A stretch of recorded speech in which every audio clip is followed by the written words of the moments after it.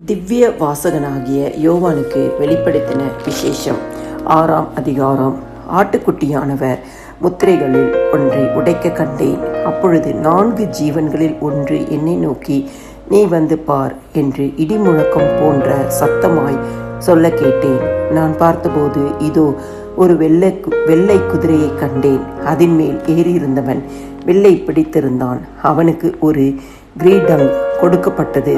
அவன் ஜெயிக்கிறவனாகவும் ஜெயிப்பவனாகவும் புறப்பட்டான். அவர் 2ஆம் முத்திரையை உடைத்தபோது 2ஆம் ஜீவனானது, நீ வந்து பார் என்று சொல்ல கேட்டேன். அப்பொழுது சிவப்பான வேறொரு குதிரை புறப்பட்டது. அதன் மேல் ஏறி இருந்தவனுக்கு பூமியில் உள்ளவர்கள் ஒருவரை ஒருவர் கொலை செய்யத்தக்கதாக சமாதானத்தை பூமியிலிருந்து எடுத்து போடும்படியான அதிகாரம் கொடுக்கப்பட்டது. ஒரு பெரிய பட்டயமும் அவனுக்கு கொடுக்கப்பட்டது. அவர் 3ஆம் முத்திரையை உடைத்த போது 3ஆம் ஜீவனானது, நீ வந்து பார் என்று சொல்ல கேட்டேன். நான் பார்த்தபோது இதோ ஒரு கருப்பு குதிரையை கண்டேன். அதன் மேல் ஏறி இருந்தவன் ஒரு தராசை தன் கையிலே பிடித்திருந்தான். அப்பொழுது ஒரு பணத்துக்கு ஒரு படி கோதுமை என்றும், ஒரு பணத்துக்கு 3 படி ஆர் கோதுமை என்றும், எண்ணெயையும் திராட்சை ரசத்தையும் சேதப்படுத்தாதே என்றும் 4 ஜீவன்களின் மத்தியிலிருந்து உண்டான சத்தத்தை கேட்டேன். அவர் 4ஆம் முத்திரையை உடைத்த போது 4ஆம் ஜீவனானது, நீ வந்து பார் என்னும் சொல்லும் சத்தத்தை கேட்டேன். நான் பார்த்தபோது இதோ மங்கின நிறமுள்ள ஒரு குதிரையை கண்டேன். அதன் மேல் ஏறியிருந்தவனுக்கு மரணம் என்று பெயர். பாதாளம் அவன் பின் சென்றது. பட்டயத்தினாலும் பஞ்சத்தினாலும் சாவினாலும் பூமியின் துஷ்ட மிருகங்களினாலும் பூமியின் கார்பங்கில் உள்ளவர்களை கொலை செய்யும்படியான அதிகாரம் அவைகளுக்கு கொடுக்கப்பட்டது.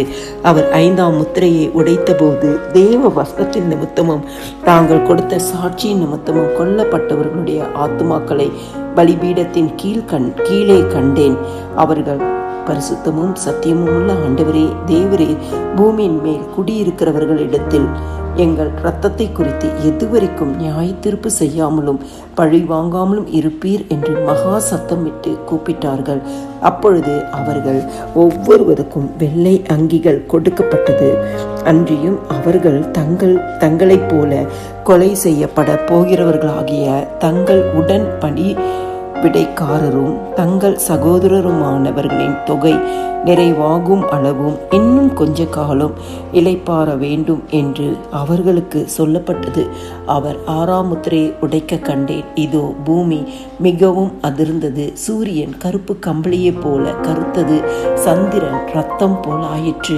அத்தி மரமானது பெருங்காற்றினால் அசைக்கப்படும் போது அதன் காய்கள் உதிர்கிறது போல வானத்தின் நட்சத்திரங்களும் பூமியிலே விழுந்தது. வானமும் சுருட்டப்பட்ட புஸ்தகம் போலாகி விலகி போயிற்று. மலைகள் தீவுகள் யாவும் தங்கள் இடங்களை விட்டு அகன்று போயின.